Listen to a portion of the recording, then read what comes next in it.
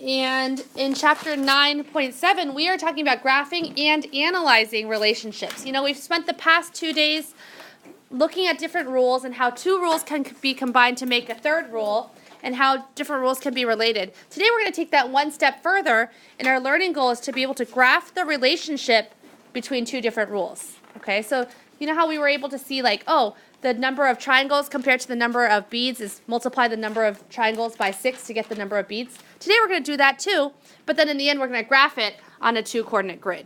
Okay? So you already know how to graph on a 2-coordinate grid, and you already know how to analyze relationships between rules. Today we're just combining those two skills. Make sense? Okay, good. But of course we're going to first talk about the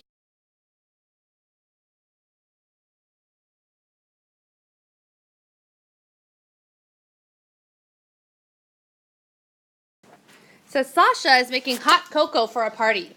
For each mug of cocoa, oh, Sasha's a boy, he uses 3 tablespoons of cocoa mix and 6 fluid ounces of hot water. If Sasha uses an entire 18 tablespoon container of cocoa mix, how many fluid ounces of water will he use? Okay, so whenever you see a problem like this that's asking for you to look for a rule or a relationship between two rules, I always want you to use the strategy, make a chart. Okay, raise your right hand and repeat after me. Whenever I am asked to find the relationship between two rules, I will always go ahead and fill in blank. Use a chart. Why? Why? Why am I making you make that promise? Neha? You can see a pattern. Yeah, because making a table or making a chart allows you to see a pattern, whereas solving one math problem is not a pattern at all. Does that make sense? Okay, so let's go ahead and use the first 2 rules given in the problem to make a chart. And go ahead and copy down this chart into your notebook. You have cocoa mix on the top, measured in tablespoons, and water on the bottom, measured in fluid ounces. Okay, if Sasha uses 3 tablespoons of cocoa mix, how much water does he need?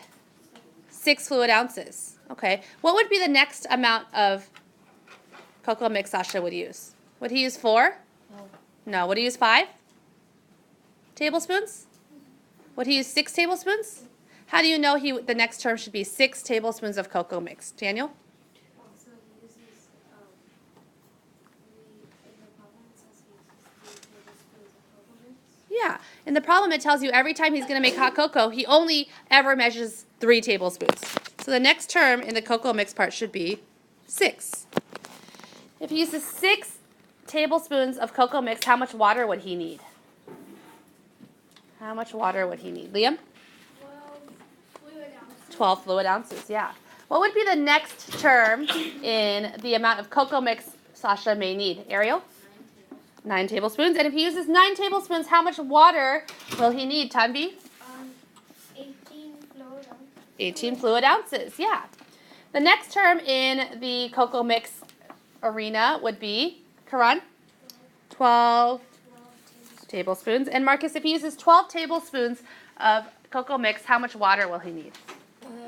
24 ounces. 24 fluid ounces, yeah. Okay.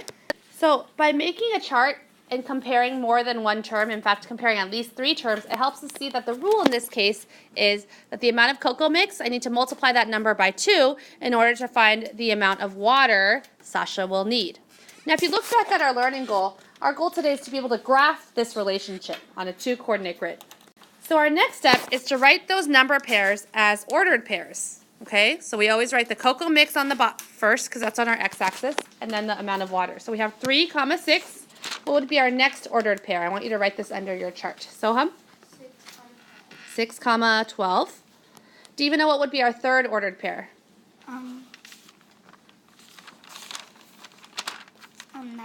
18. 9, 18. And then, of course, our fourth ordered pair, Colin, would be? 12, 24. Cool.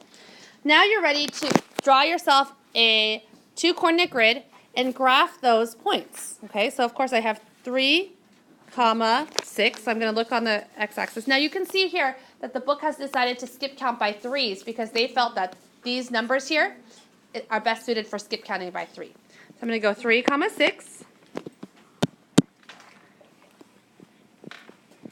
6, 12, 9, 18, and then 12, 24. Now, after you've plotted those points, you can connect them. And if I extend my line, it can show me that when I get to 18, because remember the problem's asking if Sasha uses 18, well, I didn't draw my line correctly, but it really should be right here. How many fluid ounces of water should Sasha need? If he uses 18 tablespoons of cocoa mix. So once again, in this case, we're making a chart so that we can analyze the pattern. And then you're going to take those groups of numbers and turn them into ordered pairs and then graph them on a 2-coordinate grid.